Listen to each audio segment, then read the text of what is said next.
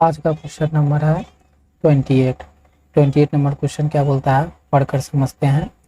Out of the following material the area of hysteresis loop will be list for.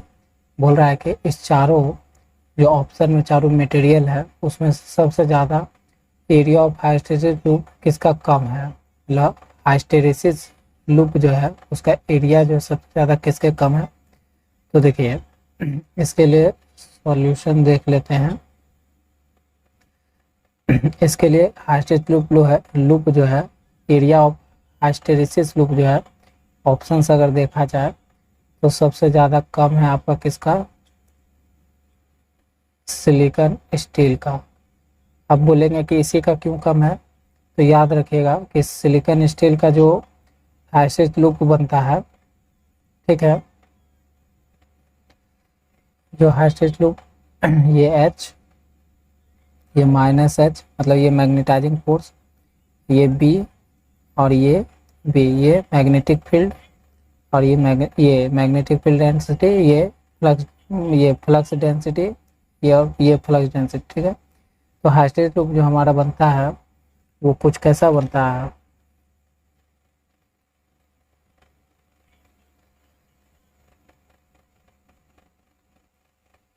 ऐसे बनता है। तो यहाँ थोड़ा सा और नैरो बनेगा ये। तो सिलिकॉन स्टील के लिए जो ये हिस्टेरेसिस लूप का जो एरिया बना है, ये एरिया बहुत क्या होता है, कम होता है। तो जितना एरिया कम होगा उतना क्या होगा, हमारा लॉस भी कम होगा, डायरेक्टली प्रोपोर्शनल होता है। कैसे, तो फॉर्मूला हम लोग जानते हैं कि हिस्टेरेसिस लॉस बराबर जानते हैं हम कि N F B 1.6 मैक्सिमम और V जूल पर सेकेंड, या इसी को बोलते हैं हम क्या, वाट।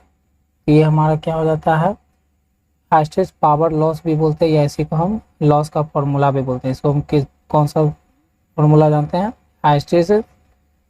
हिस्टेरेसिस लॉस का फॉर्मूला जानते हैं, ठीक है। तो देखोगे कि ये जो हिस्टेरेसिस लॉस है ये किसको कंपेयर कर, ये है डिनोट कर रहा है लॉस को। तो आप देखते हो कि पीएच जो है वो डायरेक्टली प्रोपोर्शनल है भी, और ये भी क्या हमारा वॉल्यूम ऑफ मटेरियल है। तो इस पे डिपेंड कर रहा है। तो वॉल्यूम किस पे डिपेंड हो जाता है, एक तरह का एरिया हो गया। तो सिलिकॉन स्टील का क्या होता है, एरिया बहुत कम होता है। जो उसका लूप बनता है, ये जो लूप बन रहा है इसका क्या होता है, वॉल्यूम मतलब एरिया जो है इसके बीच में ये जो एरिया बन रहा है ये क्या होता है, सिलिकॉन स्टील के लिए बहुत कम होता है। तो कम होने के कारण क्या है, उसका लॉस भी क्या होगा, कम होता है। तो सबसे ज़्यादा कम किसका होता है, सिलिकॉन स्टील का, ठीक है। याद रखेंगे, इस फॉर्मूला से हम निकाल लिए। चलिए नेक्स्ट क्वेश्चन पर। हम लोग क्वेश्चन नंबर आ गए हैं 29 पर। 29 नंबर क्वेश्चन क्या बोल रहा है, the material use for the core of a good relay should have hysteresis loop. तो देखिए हम बोले कि हिस्टेरेसिस लूप जो है जिसका कम होगा, देखिए याद रखिए, जिसका हिस्टेरेसिस लूप का या एरिया बोल देते इसे, लूप या लूप एरिया, जिसका क्या होगा, कम होगा, क्या होगा, जिसका कम होगा उसमें क्या होगा, लॉस क्या होगा, लॉस भी कम होगा, ठीक है।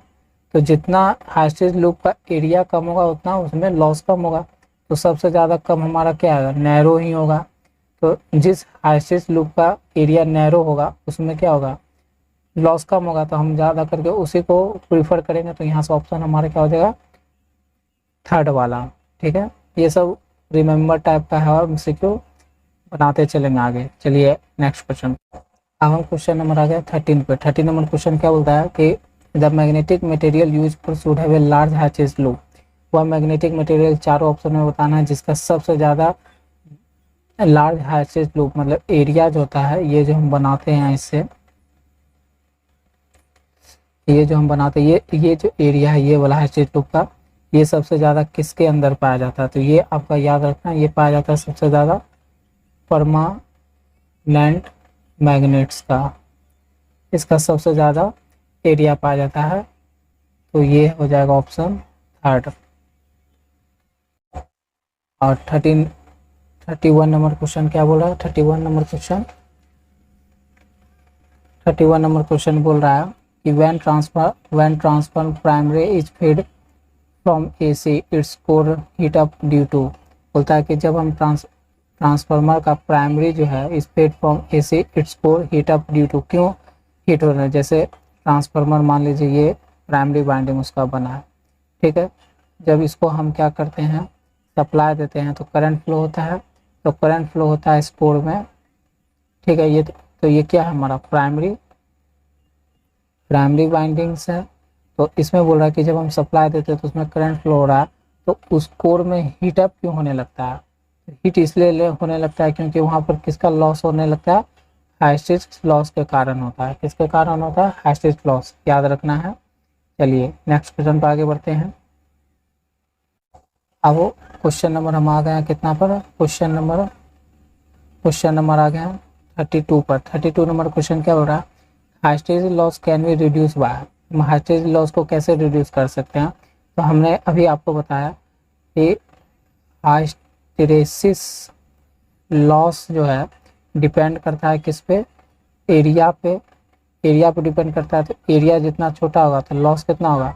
उतना कम होगा। मतलब हाइस्टेरिक लूप का जो एरिया है वो जितना छोटा होगा वो लॉस कितना कम होगा। जैसे ये हाइस्टेरिक बनाते हैं ना इसे, तो ये वाला जो है ये एरिया जितना कम होगा हमारा लॉस भी उतना क्या होगा? कम होगा।